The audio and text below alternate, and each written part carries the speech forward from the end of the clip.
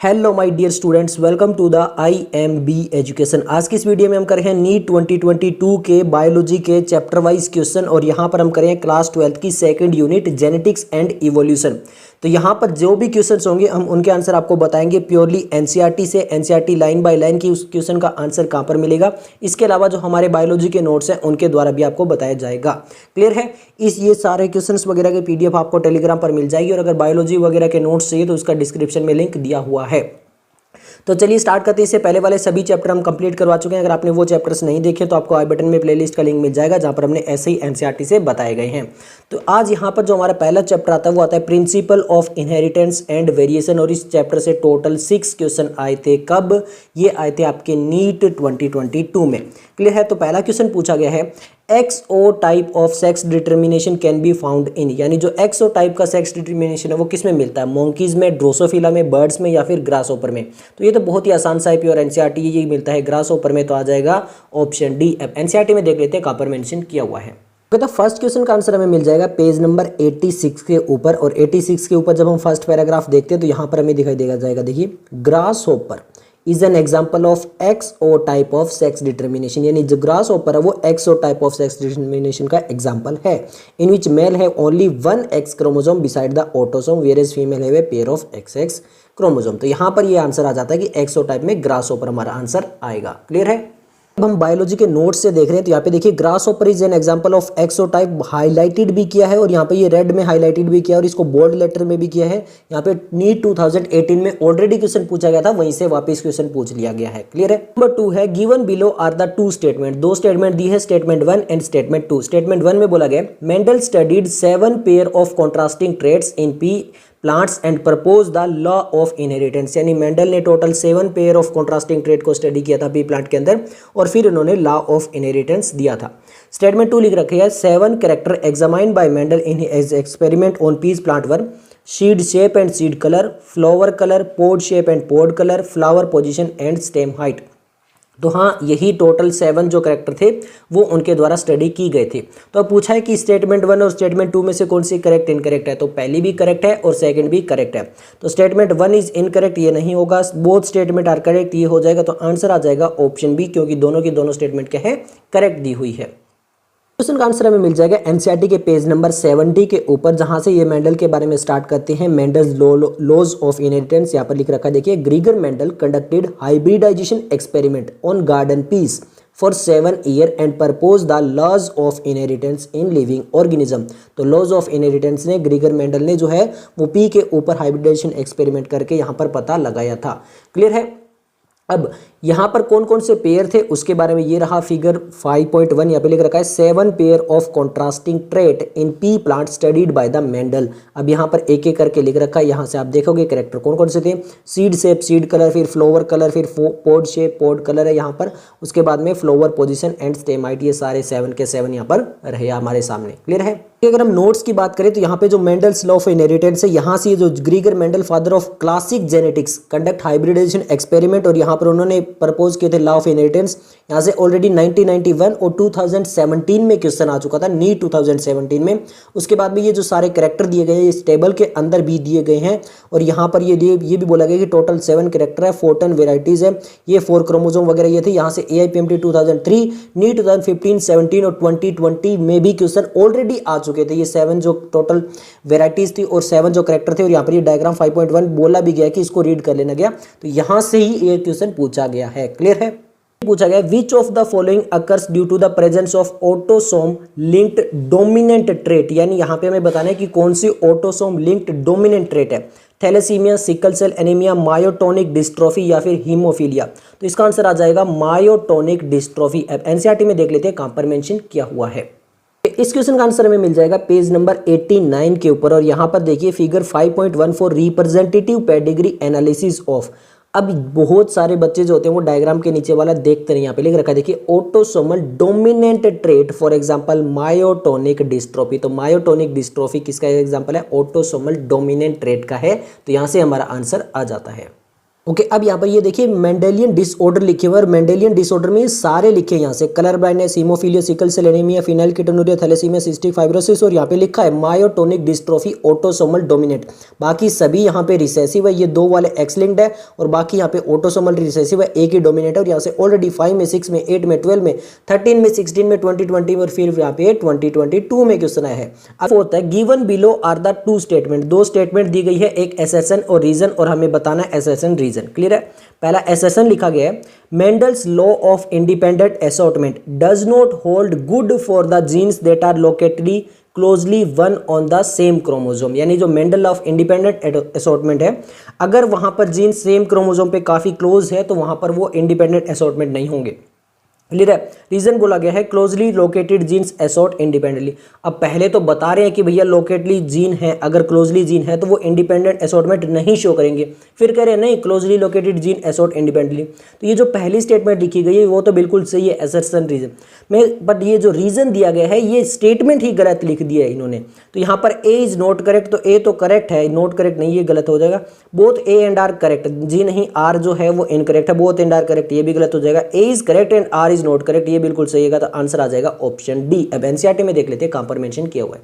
इस क्वेश्चन का आंसर हमें मिलेगा पेज नंबर 83 पे, लिंकेज एंड रिकॉम्बिनेशन। यहाँ पर जो मॉर्गन थे उन्होंने जो है वो बहुत सारे डाई हाइब्रिड क्रॉस किए ड्रोसोफिला के ऊपर, वो उसी टाइप से थे जैसे आपके ग्रीगर मेंडल ने किए थे। The crosses were similar to the dihybrid crosses carried out by the Mendel in peas. अब लिख रखा है देखिए exam, for example Morgan hybridise yellow body white eyed female to brown body red eyed male and intercourse their F1 progeny, he observed that the two gene, अब यहाँ से important है, he observed that the two gene did not segregate independently of each other and the F2 ratio divided very significantly from the 9:3:1 ratio expected when the two genes are independent। तो यहाँ पर उन्होंने क्या observe किया कि जो दो gene थे वो सेग्रीगेट इंडिपेंडेंट नहीं कर पा रहे थे। अब ऐसा क्यों था, ये रीजन यहाँ पे देखिए। अब इसका रीजन क्या है ये लिखूंगा। Morgan and his group knew that the genes were located on the X chromosome and saw quickly that when the two genes in a dihybrid cross were situated on the same chromosome, जब वो same chromosome पे दोनों gene होते हैं, the proportion of parental gene combination were much higher than the non parental। तो उस time पे क्या होता है, जब दोनों जीन सेम टाइप पे आ जाते हैं तो वहां पर वो इंडिपेंडेंट असॉर्टमेंट नहीं कर पाते हैं। ये साफ साफ यहाँ पे लिख रखा है। तो यहाँ पे जितने ज़्यादा क्लोज होंगे वो उतना ही ज़्यादा अपना लिंकेज कर लेंगे, रिकॉम्बिनेशन हो पाएगा। तो यहाँ पर देखिए Morgan attributed due to the physical association or linkage of the two gene are coined the term linkage to describe the physical association of gene on a chromosome and the term recombination to describe the generation in parental non-parental gene combination। तो यहाँ पर साफ साफ ये चीज़ें बता दी है। Clear है? अब यहाँ पर आगे देखिए टाइटली लिंक होते हैं तो वहाँ पर ज़्यादा होती है। ये देखिए Morgan and his group also found that even when the genes are grouped on the same chromosome, जब वो सेम क्रोमोसोम होते हैं, some genes were very tightly linked, show very low recombination। तो जब ज़्यादा टाइट होंगे तो वो लो रिकॉम्बिनेशन दिखाएंगे एंड जब other were loosely linked show higher recombination. तो यहाँ से हमें पता चल जाता है कि closely located genes show assort independently नहीं होते हैं, वो लिंकेज दिखा देते हैं और वहाँ पे रिकॉम्बिनेशन जो होती है वो क्या होती है, कम हो जाती है। तो यहाँ पर ये साफ साफ आंसर आ जाता है। क्लियर है? ओके अब यहाँ पर ये लिंकेज एंड रिकॉम्बिनेशन है। लिंकेज एंड रिकॉम्बिनेशन में वाला जो हमने बात की थी कि he observe that the two genes did not segregate independently of each other, यहाँ पे ये जो पॉइंट है यहाँ से तो नहीं क्वेश्चन आया था, बट अब हम आगे जब डिटेल में पढ़ते हैं मॉर्गन एट्रीब्यूट और लिंकेज एंड रिकॉम्बिनेशन से 15 और 18 में, यहाँ से 10 में 13 में 16 में भी यहाँ पे ये जो कंप्लीट इन्होंने बताया है कि टाइटली लिंक्ड होंगे अगर तो वहाँ पे क्या होगा, शो लो रिकॉम्बिनेशन वगैरह, यहाँ से भी क्वेश्चन आया है। बट अगर आपने यहाँ से ये सिर्फ ये वाला जो पॉइंट है ये भी अगर आपने पढ़ लिया तो यहाँ से एक ये पॉइंट है और ये नीचे वाला पॉइंट है, यहाँ से तो ऑलरेडी क्वेश्चन आ चुके, केवल ये पॉइंट और पढ़ना था, तो यहाँ से जो है इस बार क्वेश्चन आ गया था। क्लियर है? तो हमें कलर ब्लाइंडनेस के बारे में दिया। If a colour blind female marries, मतलब यहाँ पर जो फीमेल है वो कलर ब्लाइंड है। अब फीमेल कलर ब्लाइंड कब होती है, जब दोनों ही एक्स वाले क्या हो, अफेक्टेड हो। ए मेन, वो एक मेन से मेरी करती है, whose mother was also colour blind, अगर उस मदर जो है कोई भी जो पर्सन है उसकी अगर मदर कलर ब्लाइंड नहीं होगी तो यहाँ पे जो एक्स क्रोमोसोम है वो भी कैसा आएगा, सी आएगा, क्योंकि मदर से उसको क्या मिलेगा, यहाँ पर ये जो मेन है इसको मदर से एक्स क्रोमोसोम मिलेगा, फादर से वाई मिलेगा। तो यहाँ पर जब मदर भी कलर ब्लाइंड है तो ये जो एक्स आएगा ये भी कैसा आएगा, अफेक्टेड आएगा। तो ये चीज़ हमें मिल गई है। What are the chances of our progeny having colour blindness, तो 100% अभी यहाँ पे सभी के सभी एक्स वाले जो हैं वो क्या है, यहाँ पर अफेक्टेड है। अब आप खुद देख सकते हो, अगर ये एक्स आएंगे तो ये दोनों अफेक्टेड आ गए, यानी यहाँ पर ये चीज़ कंडीशन यहाँ पर मिल रही है। फिर ये डॉट रहेगा तो ये भी यहाँ पे जो सन आएगा वो भी अफेक्टेड हो रहा है। तो इसी सेम टाइप से यहाँ पे आएगा एक्स सी ये भी अफेक्टेड है और एक्स सी वाई ये भी अफेक्टेड है। तो चारों रीजन में क्या हो रहा है, अफेक्ट हो रहे हैं। तो 100, 25, 50 तो सभी के सभी अफेक्ट हो रहे हैं। तो आंसर आ जाएगा ऑप्शन ए। अब एनसीईआरटी में देख लेते हैं कहाँ पर मेंशन किया हुआ है। तो यहाँ पर इस क्वेश्चन का आंसर में मिलेगा page number 89, colour blindness is a sex linked recessive disorder है, और यहाँ पर आइदर ड्रीन, और यहाँ पर ये कंप्लीट लिख रखा है। अब यहाँ पे पूरा बता भी रखा है, it occur about 8% of male and only 0.3% of female, और ये कुछ कब होना चाहिए, यहाँ पे देखिए आगे, the mother is not herself colour blind because the gene is recessive, that mean that is the affect is surpassed by her matching dominate normal gene. A daughter will not normally be colour blind unless her mother is a carrier and her father is a colour blind. तो जब तक mother या तो career हो या फिर colour blind हो, या फिर फादर जब वो कलर ब्लाइंड हो, तभी एक जाके डॉटर जो है वो आपकी कलर ब्लाइंड बनती है। और यहाँ पे ये कंप्लीट पढ़ने के बाद में जो है वो हम यहाँ से क्या कर सकते हैं, इसके जो जिस टाइप से क्वेश्चन पूछे जाते हैं उस टाइप के क्वेश्चन हम सोल्व कर सकते हैं कि एक्स जो होती है, अगर ये सी है दोनों अफेक्टिव है तो वो आपकी क्या होगी, अफेक्टेड होगी। और उसके अलावा अगर एक्स सी है, एक ही इसमें से अफेक्टेड है तो वो कैरियर होगी, और अगर एक्स दोनों नॉर्मल है तो वो नॉर्मल विजन वाले होंगे, फीमेल। क्लियर है। और यहाँ पर एक्स पे ही ये रहता है हमेशा। तो यहाँ पर ये बता भी रखा है, this is because the gene that lead to the red green colour blindness are on the X chromosome. तो ये कंप्लीट यहाँ पर बता रखा है। आपको इस टाइप के क्वेश्चन बहुत बार आ चुके हैं, अगर आप प्रैक्टिस करते हो तो आपके क्वेश्चन हो जाते हैं। ओके, तो यहाँ पर हम बात करते हैं बायोलॉजी नोट्स में। यहाँ पे ये देखिए कलर ब्लाइंडनेस, अब यहाँ पे ये कलर ब्लाइंडनेस को हाईलाइट कर दिया। अब आप कहोगे यहाँ पे ईयर मेंशन नहीं किया ना, या कुछ ऐसा चीज़ें मेंशन किया, तो यहाँ पे अब आते हैं। यहाँ पे देखिए, यहाँ पे लिखा है नोट्स के अंदर, to solve the problem of colour blindness and haemophilia, यानी दोनों सेम ही है। क्यों? क्योंकि एज बोथ आर जो सेक्स लिंक रिसेसिव डिजीज है। यहाँ से 2004 में, 5 में, 6 में, 12 में, 14 में, 15 में, 16 में क्वेश्चन आया है। अब यहाँ पे देखिए 18 में भी क्वेश्चन आया हुआ है। क्लियर है।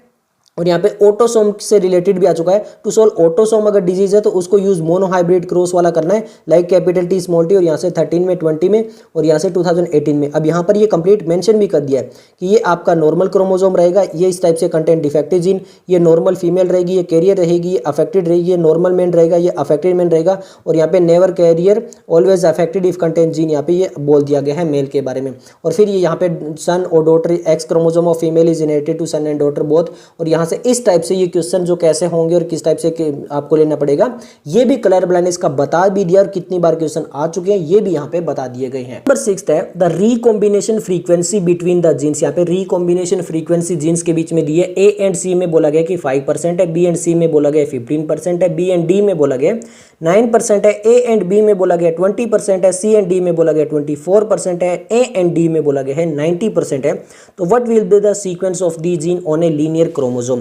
तो सिंपल देखिए, इस टाइप का क्वेश्चन जो था वो 2019 में आया था। हाँ, वो आप ये कह सकते हो थोड़ा सा एनसीईआरटी से है, बाकी मेजर जो पोर्शन है वो एनसीईआरटी से बाहर से है। और बहुत पहले एआईपीएमटी में इस टाइप का क्वेश्चन आ चुका है 2000 के आसपास। अब देखिए यहाँ पर इस टाइप का जब क्वेश्चन आता है तो जो हमारे बायोलॉजी के नोट्स है वहाँ पर ये मैंने मेंशन कर रखा है कि जितना परसेंट होगा वो उतनी यूनिट होता है।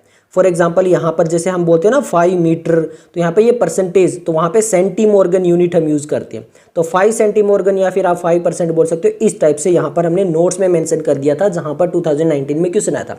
हाँ, एनसीईआरटी में प्योरली यहाँ पे मेंशन नहीं किया गया। अब इस टाइप के क्वेश्चन को सोल्व करने के लिए सबसे बड़ी वैल्यू देख लीजिए, 5 है, 15 है, 9 है, 20 है, 24 है, 29 है। तो सबसे पहले इन सबको एक दूसरे से दूर करने के लिए ए और डी, इनमें टोटल कितना है 29 है। तो ये सबसे दूर दूर रख दीजिए, बाकी सभी इनके बीच में आएंगे। पहला पोर्शन तो ये काम कर लीजिए।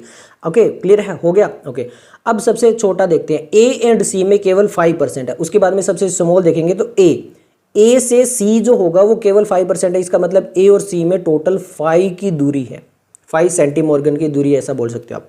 क्लियर है। ओके, अब ए आ गया है, सी आ गया है, फिर हम देखते हैं बी एंड सी में कितनी दूरी है, 15% है। अब ए बी सी डी 4 ही तो है हमारे सामने, तो अब ये सी यहाँ पर आ गया ए के बिल्कुल पास में।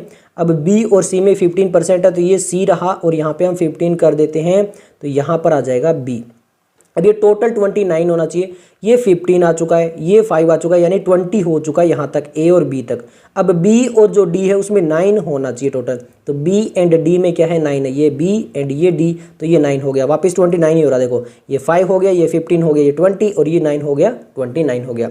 तो इस टाइप से यहाँ पर हम सभी में मैच कर सकते हो। अब आप ए और बी में टोटल ऐड कर सकते हो, देखो ए और बी में 20 हो रहा है, 15 + 5 बिल्कुल सही है। सी एंड डी में 24 होना चाहिए, सी ये हो रहा है, डी ये हो रहा है, तो 15 और 9 कितना होता है 24, अरे बिल्कुल सही है। तो ACBD वाला ऐसा हमारे पास एक ही ऑप्शन है, ऑप्शन ए। तो इस टाइप से हमारा आंसर आ जाता है। क्लियर है? क्योंकि यहाँ पर इसका क्वेश्चन का आंसर जो वो प्योरली एनसीईआरटी बेस्ड तो देखिए ये है नहीं क्वेश्चन, बट फिर भी यहाँ पर जो हिंट दिया गया एनसीईआरटी के अंदर वो यहाँ पे दिया गया, he Stuart Alfred Stuart use the frequency of recombination between the genes. यहाँ पे frequency of recombination between the gene pair जो थी वो यूज की जाती थी Alfred Stuart on the same chromosome as a measure of the distance.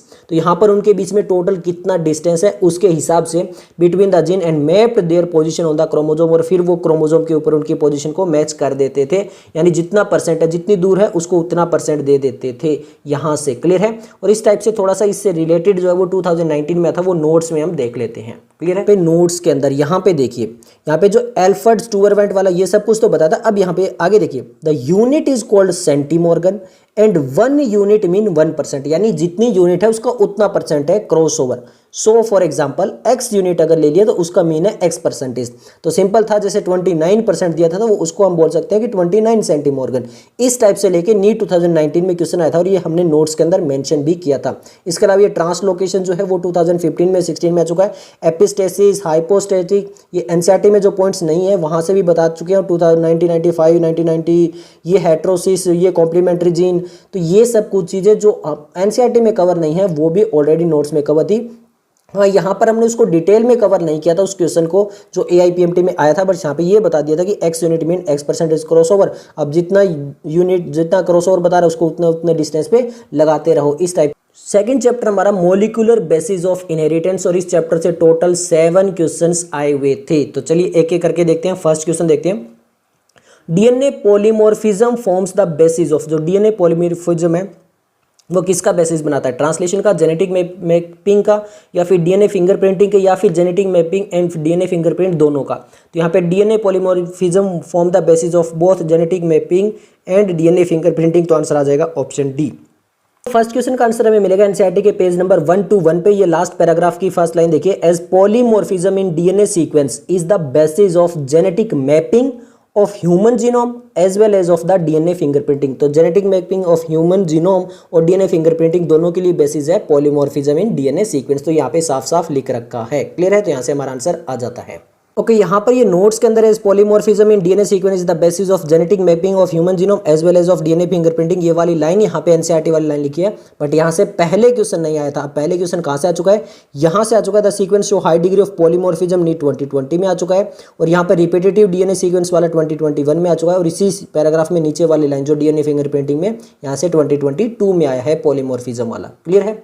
Number 2 है the process of translation of mRNA to protein begin as soon as. जो translation का process है mRNA से प्रोटीन बनाने का वो कब स्टार्ट हो जाता है?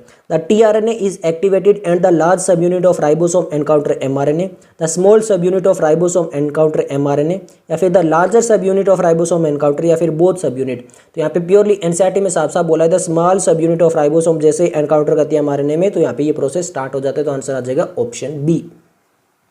क्वेश्चन का आंसर हमें मिलेगा पेज नंबर 115 के ऊपर, और 115 के ऊपर जहाँ पे ये ट्रांसलेशन के बारे में आते हैं तो ये फर्स्ट पैराग्राफ यहाँ पे आप देखोगे तो यहाँ पर देखिए साफ साफ लिख रखा है, when the small sub unit encounter an mRNA the process of translation of mRNA to protein begins.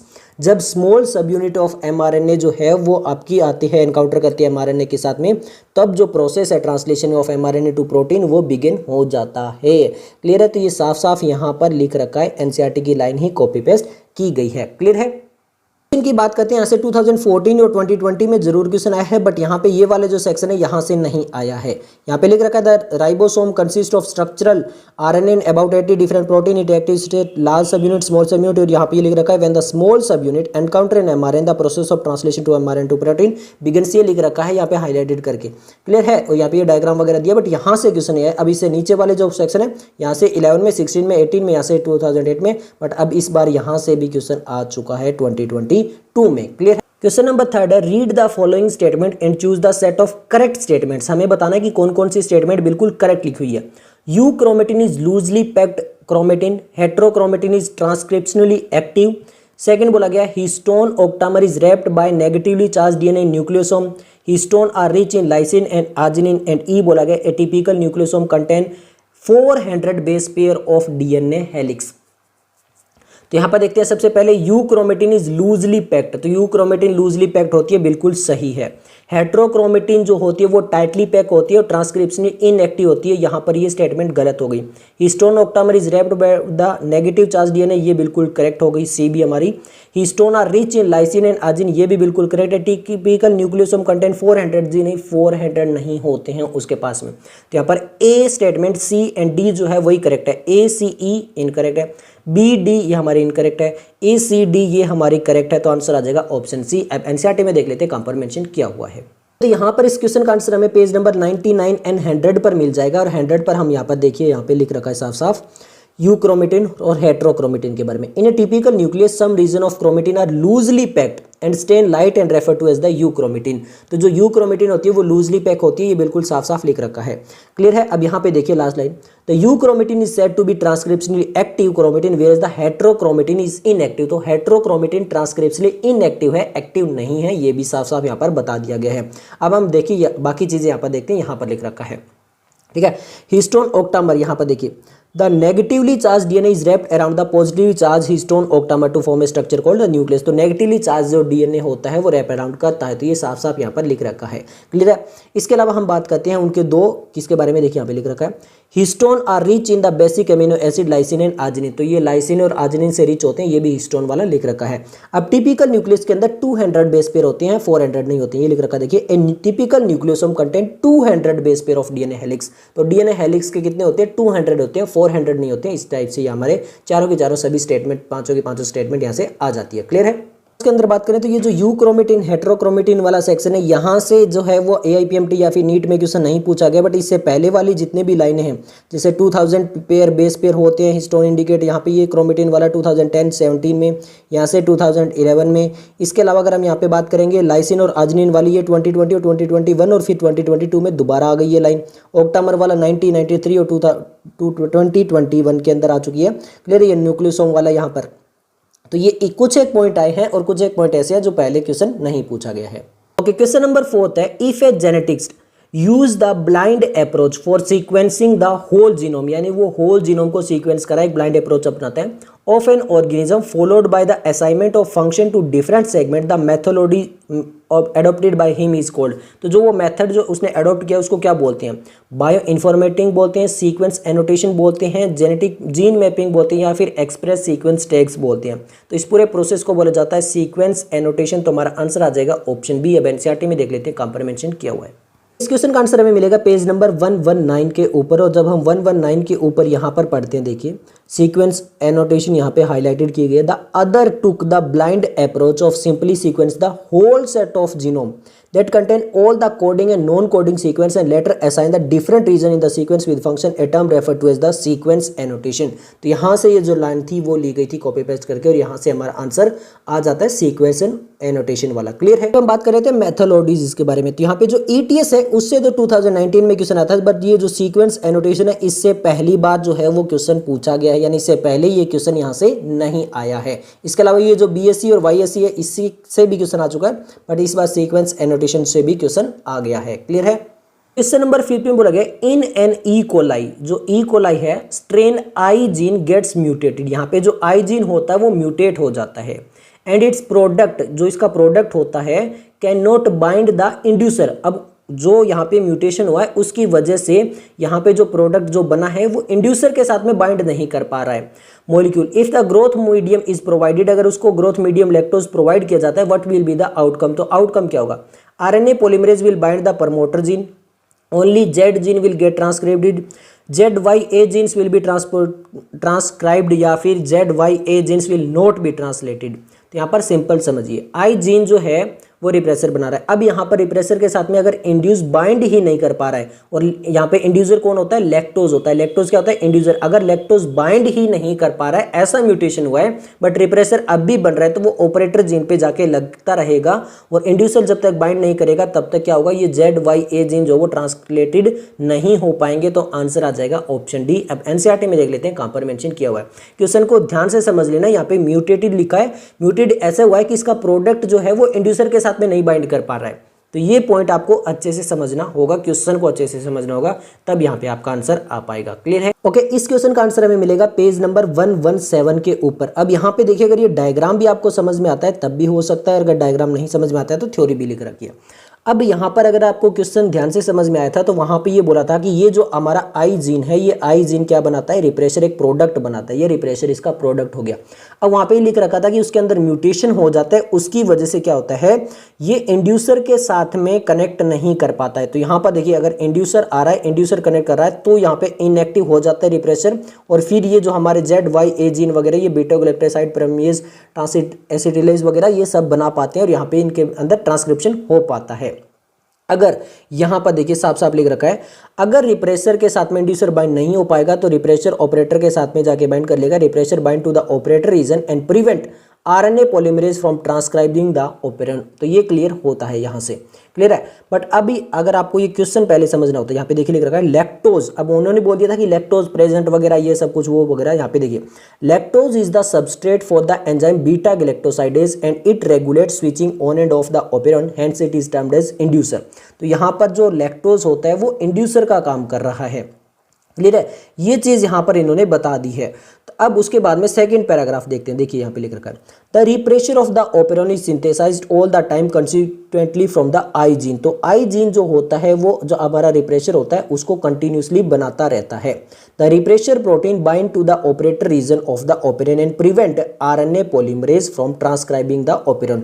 तो यहाँ पे क्या होता है, जो रिप्रेशर होता है वो ऑपरेटर के साथ में बाइंड कर जाता है और RNA पॉलीमरेज को जिसे रोक देता है, उसको ट्रांसक्राइब नहीं होने देता है। अगर वहां पे इंड्यूसर आता है तो वो आगे की चीजें होगी। In the presence of inducer such as lactose और एलोलैक्टोज, अगर ये इंड्यूसर होते हैं, the repressor is inactivated by the interaction with the inducer, this allow RNA polymerase access to the promoter and transcription proceed. But question में क्या बोल दिया था कि यहाँ पर जो हमारा रिप्रेसर है, क्लियर है, उसके साथ में ऐसा हो चुका है कि उसके साथ में जो इंड्यूसर है वो बाइंड ही नहीं कर पा रहा है। तो लैक्टोज एलोलैक्टोज कितना ही रहे, उसके अंदर म्यूटेशन ऐसा हो चुका है कि इंड्यूसर बाइंड नहीं कर पाएगा। तो यहाँ पर ये सब चीजें हमारी नहीं हो पाएगी, इसीलिए हमारा आंसर आ जाता है। क्लियर है? बात करते हैं लैक ऑपरेंड। यहाँ पे देखिए ये काफी इंपॉर्टेंट है, काफी बार यहाँ पे क्वेश्चन आए हुए हैं। इसके अलावा ये जो आपका रेगुलेटरी जीन वाला भी देखोगे तो भी काफी बार क्वेश्चन आए हैं, 5 में, 10 में, 13, 15, 19 में, और यहाँ पे ऑपरेंड वाला 2014 और 18 में भी क्वेश्चन आए हैं। इंड्यूसर वाला जो हमने बताया था कि ये इंड्यूसर की तरह काम करता है, वो 2016 में क्वेश्चन आ चुका है। क्लियर है? अब यहाँ पे ये देखिए the repressor protein bind to the operator region of their operon prevent RNA polymerase from transcription. यहाँ से भी 2002 और 2010 में क्वेश्चन आ चुके हैं, और ये presence of inducer such as L, ये आपके इनएक्टिव वगैरह काम करते हैं, इंड्यूसर की तरह काम करते हैं। यहाँ से क्वेश्चन आ चुका है, बस इस बार क्वेश्चन की लैंग्वेज चेंज कर दी है, बट टॉपिक सेम वही रहा है जहाँ से बार बार क्वेश्चन पूछे जा चुके इतनी बार। क्लियर है? क्वेश्चन नंबर 6 हमसे पूछा गया if the length of DNA molecule is 1.1 metre. यहाँ ने ये बोला गया कि लेंथ जो है वो DNA की 1.1 मीटर है। What will be the approximate number of base pair. हमसे टोटल बेस पेयर पूछे, इस टाइप से क्वेश्चन लास्ट ईयर भी आता। तो यहाँ पर सिंपल एक फॉर्मूला होता है, क्या होता है, ये होता है आपका length of DNA। Length of DNA is equal to base pair. Base pair को मल्टीप्लाई करते हैं किससे, distance between one base pair. तो यहाँ पर distance between one base pair से जब मल्टीप्लाई करेंगे तो टोटल बेस पेयर में मिल जाएगा। अब लेंथ दे रखी है हमें 1.1 मीटर, हमें बेस पेयर निकालना है। डिस्टेंस बिटवीन कितना होता है, 0.34 नैनोमीटर, यानी 10 की पावर 9। तो यहाँ पर ये इतना जो होता है ये क्या होता है, एक सिंगल बेस पेयर में होता है। तो अब सिंपल है, हम इस 1.1 मीटर को अगर 0.34 से डिवाइड कर देंगे नैनोमीटर से, तो हमारे पास टोटल बेस पेयर निकल के आ जाएंगे। अब 1.1 मीटर है, इसको नैनोमीटर में करेंगे तो 10 की पावर 9 ले आएंगे, और ये 0.34 तो नैनोमीटर है, इसको हमने नैनोमीटर में कर लिया, ये ऑलरेडी नैनोमीटर में है। तो अब जब हम इसको डिवाइड करेंगे तो ये निकल कर आएगा आपका 2-3 कुछ ऐसा अप्रोक्सीमेट निकल कर आएगा। 2.23 यहाँ पर हम इसको रफली क्या बोल सकते हैं, 3.3 इंटू 10 की पावर 9 बोल सकते हैं। तो यहाँ पे हमारा आंसर जो निकल कर आएगा वो आएगा ऑप्शन बी। अब एनसीईआरटी में देख लेते हैं कहाँ पर मेंशन किया हुआ है। देखिए पेज नंबर 99 के ऊपर, और 99 के ऊपर जब हम देखते हैं पैकेजिंग ऑफ डीएनए हेलिक्स, तो यहाँ पर पहले ही पॉइंट में ये लिख रखा है, taken the distance between two consecutive base pair जो होता है 0.34 नैनोमीटर। तो यहाँ पे आपको समझ में आ गई 10 की power 9। If the length of the DNA double helix is a typical memory से इज कैलकुलेटेड, अगर लेंथ कैलकुलेट करनी है तो simply by multiplying the total number of base pair with the distance between two consecutive. तो यहाँ पर ये total base pair थे, और जब इसको मल्टीप्लाई करते हैं तो लेंथ आ जाती है, यानी लेंथ इज इक्वल टू क्या था हमारे पास, total base pair multiply by the distance between consecutive. तो ये हमने इसको लिया था और ये हमें बताना था, तो यहाँ पे इसको अगर हम इससे डिवाइड कर देंगे तो टोटल बेस पेयर निकल के आते थे, और वही हमने किया था 1.1 मीटर था, उसको 0.34 से किया था, और ये हमारा कुछ ऐसे निकल कर रहा था 3.23 करके। चलिए अब हम बात करते हैं पैकेजिंग ऑफ डीएनए हेलिक्स के। यहाँ पे देखिए if the length of the DNA, यहाँ पर ये इस टाइप से 6.6 इंटू 10 की पावर 3, और ये सब कुछ जो है वो 2.2 मीटर आता है। यहाँ पे ये पूरा जो फॉर्मूला है ये नीट 2020 में भी ऑलरेडी क्वेश्चन आया था, और उसको वापस जो है वो 2022 में कर दिया गया, और इस टाइप से हमने लिख दिया length of DNA is equal to distance between the base pair और total number of base pair, और इस टाइप से हम इसको निकाल सकते हैं। क्लियर हो गया। क्वेश्चन नंबर 7 है 10 ई कोलाई। यहाँ पर टोटल 10 जो है वो ई कोलाई दिए हैं with N15 double stranded DNA are incubated in a medium containing N14 nucleotide. अब उसको एक ऐसे मीडियम में डाल दिया है जहाँ पे N14 न्यूक्लियोटाइड है। आफ्टर 60 मिनट के बाद में हमसे पूछा है how many E coli cell have DNA totally from N15, यानी उनके पास में एक स्ट्रैंड भी N15 वाला नहीं होना चाहिए 60 मिनट के बाद में। तो ऐसे कितने सेल होंगे, 80 होंगे, 20 होंगे, 40 होंगे या फिर 60 होंगे। तो सिंपल है, देखिए सबसे पहले हमारे पास थे 10 सेल। क्लियर है, कितने सेल थे, 10 सेल। अब मैं आपको बता दूं यहाँ पर बहुत ही सिंपल सा, अगर मीडियम उसके बाद में प्योरली नॉर्मल मीडियम आ जाता है, यानी N14 वाला मीडियम आ जाता है, तो देखिए अब ये आप ऐसा बोल सकते हो कि ये रेडियो एक्टिव है। ये क्या बोल सकते हो, रेडियो एक्टिव ये है नहीं, सॉरी हैवी आइसोटोप वाले हैं। ये क्या है, हैवी आइसोटोप वाले हैं। तो आप ये बोल सकते हो ये हैवी वाले हैं। क्लियर है। अब जब ये हैवी वाले हैं तो उसके बाद में केवल हाइब्रिड निकल कर आएंगे। क्या निकल कर आएंगे, हाइब्रिड निकल कर आएंगे, और फिर उसके बाद में नॉर्मल प्लस हाइब्रिड निकल कर आएंगे। मतलब हैवी वाले कभी आएंगे ही नहीं अगर आगे मीडियम जो है वो आपका नॉर्मल वाला है, N14 वाला है। मैक्सिमम टू मैक्सिमम हाइब्रिड निकल कर आएंगे, और उसके बाद में हाइब्रिड प्लस नॉर्मल चलते रहेंगे। तो आपको कैसे पता चलेगा, सिंपल मैं बता देता हूँ कैसा पता चलेगा। टोटल यहाँ पे डबल स्ट्रैंड डीएनए बोला गया है। क्या बोला गया है, डबल स्ट्रैंड डीएनए बोला गया है। तो यहाँ पे टोटल जो ई कोलाई है वो कितने हैं, 10 है। तो इसका मतलब डीएनए भी कितने होंगे, 10 होंगे। अब यहाँ पे स्ट्रैंड कितने होंगे, 20 होंगे। स्ट्रैंड उसके कितने होंगे, क्योंकि एक डीएनए में कितने स्ट्रैंड होते हैं, 2 स्ट्रैंड होते हैं। तो टोटल स्ट्रैंड पूछा जाए तो कितने होंगे, 20 स्ट्रैंड होंगे। अब इतने ही हाइब्रिड बनेंगे भैया, इससे ज़्यादा नहीं बनेंगे। जितने स्ट्रैंड जो है वो हैवी वाले हैं उतने ही हाइब्रिड बन सकते हैं, उसके बाद में सारे नॉर्मल ही बनेंगे। ये पॉइंट आप याद रखिए, ये एक शॉर्ट ट्रिक सा है, यूं बोल लीजिए आप। अब यहाँ पर देखिए 60 मिनट, अब ई कोलाई कितने टाइम में डिवाइड होता है, 20 मिनट्स में डिवाइड होता है। तो पहले थे हमारे पास 10 सेल। क्लियर है, एक 20 मिनट हुआ, ये 1 वाला हुआ, और हमारे पास सेल हो गए 20, यानी यहाँ पर टोटल हमारे पास अभी तक 20 मिनट हुए हैं। फिर उसके बाद में 2 हुए, और ये हो गए टोटल 40 मिनट्स, और उसके बाद में हमारे पास सेल हो गए 40, और फिर हमारे पास 3 टाइम हुआ, और यहाँ पर वापस 20 मिनट लगे, यहाँ पर भी 20 मिनट लगे, और यहाँ पर भी 20 मिनट लगे। तो 20, 20, 40, 20, 60, और 40 के बाद ये टोटल सेल कितने हो गए, 80 सेल बना लिए। 60 मिनट के बाद में 20, 20, 20, 60 मिनट हमसे पूछा है। 60 मिनट के बाद में जो टोटल सेल बने हैं वो हमारे पास बने हैं 80। अब हमसे ये नहीं पूछा है तुरंत 80 मत लगा देना, हमसे पूछा है have total free from N15, जिनके पास में एक स्ट्रैंड भी N15 वाला नहीं हो। तो टोटल हाइब्रिड कितने बन सकते हैं, मैक्सिमम स्टार्टिंग में 10 सेल थे, तो हाइब्रिड बना सकता है एक स्ट्रैंड अगर हाइब्रिड में रहता भी है तो टोटल 20 स्ट्रैंड रहेंगे। 20 स्ट्रैंड रहेंगे तो इसका मतलब 20 सेल जो है वो हाइब्रिड रहेंगे, हैवी एक भी नहीं रहेगा, बाकी सारे नॉर्मल रहेंगे। तो 80 में से क्या कर देंगे, 20 माइनस कर देंगे, तो हमें मिल जाएगा 60 सेल्स। क्यों, क्योंकि ये वाले क्या हैं हमारे पास, आपके जो हाइब्रिड वाले हैं, और ये टोटल सेल थे हमारे पास। तो ये क्या हो गए, जो फ्री है, जो पूरे नॉर्मल सेल है, तो वो हमारे पास 60 सेल में आएंगे। क्लियर है, ये हमारा आंसर आ जाता है। एनसीईआरटी में देख लेते हैं कहाँ पर मेंशन किया हुआ है। इस क्वेश्चन का आंसर हमें मिलेगा एनसीईआरटी के पेज नंबर 105 के ऊपर। अब 105 पे जब हम जाते हैं तो यहाँ पर वही दिया हुआ, देखिए यहाँ पे N15 मीडियम है, ये N15 वाला डीएनए है, फिर 20 मिनट में एक बार डिवाइड होता है ई कोलाई, क्लियर है। फिर उसके बाद में ये देखिए हाइब्रिड बन जाता है। अब ये पूरा N15 कहीं नहीं रहेगा। अब एक इंटरेस्टिंग बात आप खुद देख सकते हो, एक डीएनए है, डबल स्ट्रैंडेड डीएनए है, तो मैक्सिमम हाइब्रिड 2 ही रहेंगे, उसके बाद में जितने भी बनेंगे सारे नॉर्मल बनेंगे। अब 40 मिनट में देखिए यहाँ पर ये 2 ही हाइब्रिड रहेंगे, बाकी सारे नॉर्मल बनने लग गए हैं। क्यों? क्योंकि अब यहाँ पे मीडियम जो दिया गया है वो कौन सा दिया गया है, केवल N40 बना है, यानी लाइट और हाइब्रिड है, कोई भी हैवी वाला हमें देखने को नहीं मिलेगा। और ये चीज़ यहाँ पर लिख भी रखी है, देखिए The DNA that was excreted from the culture one generation after the transfer from N15 to N14 medium, that is after 20 minutes. E. coli divide in 20 minutes. तो E. coli divide करता है 20 minutes में. Had a hybrid or intermediate density. The DNA extracted from the culture after another generation, that is the 40 minutes second generation. तो यहाँ पर ये सारा चीज़ें जो है वो यहाँ पर हमें बताई गई है। और यहाँ पे हमसे क्वेश्चन पूछा भी गया था, ध्यान से देखिए। If E. coli was allowed to grow 80 minutes, then what would be the proportion of light and hybrid density? Light और हाइब्रिड है, हैवी तो है ही नहीं, तो वहां पे ये चीजें क्वेश्चन पूछा जा चुका है पहले से एनसीईआरटी ने अपनी तरफ से, क्लियर है। अब आप देखोगे अगर एक डीएनए डबल स्ट्रैंड वाला तो मैक्सिमम 2 ही जो हैं वो हाइब्रिड बनेंगे, बाकी सारे लाइट बनेंगे। तो हमारे पास 10 दिया गया था तो उस टाइप से उतने ही होंगे, 10 होंगे तो 20 ही हाइब्रिड बनेंगे, बाकी जितने भी बनते जाएंगे वो सारे लाइट बनते जाएंगे। ओके, ये जो एक्सपेरिमेंटल प्रूफ वाला था यहाँ से 2000, 2009 और 2018 में ये स्टार्टिंग वाले पोर्शन से इस लाइन से बस क्वेश्चन आया था। बट ये N15 वाला आपको पहले बता दूं कि यहाँ से इस टाइप से पहली बार ही क्वेश्चन पूछा गया, हैवी हाइब्रिड लाइट हाइब्रिड वगैरह करके। और यहाँ पर ये जो लाइनें वगैरह दी गई है ये तो दी गई है, बट यहाँ से ये टोटल जो क्वेश्चन पूछा गया 20 मिनट्स में डिवाइड होता है ये सब कुछ, ये पहली बार इस टाइप से क्वेश्चन पूछा गया है इस सेक्शन से, क्लियर है।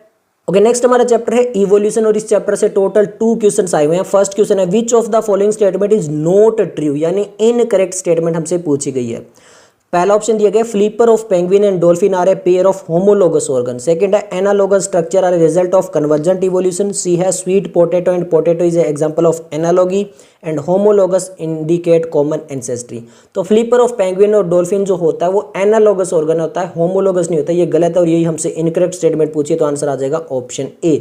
एनसीईआरटी में देख लेते हैं कहां पर मेंशन किया हुआ है। इस क्वेश्चन का आंसर हमें मिलेगा पेज नंबर 131 के ऊपर। 131 के ऊपर यहाँ पर जब हम देखते हैं तो यहाँ पर आपके सामने ये दिखाई दे जाएगा, देखिए other example of analogy are the eye of octopus and of the mammal और the flipper of penguin and dolphin. तो फ्लिपर ऑफ पेंगुइन डॉल्फिन जो एग्जांपल है वो किसका है, एनालॉगी का है, होमोलॉगी का नहीं है।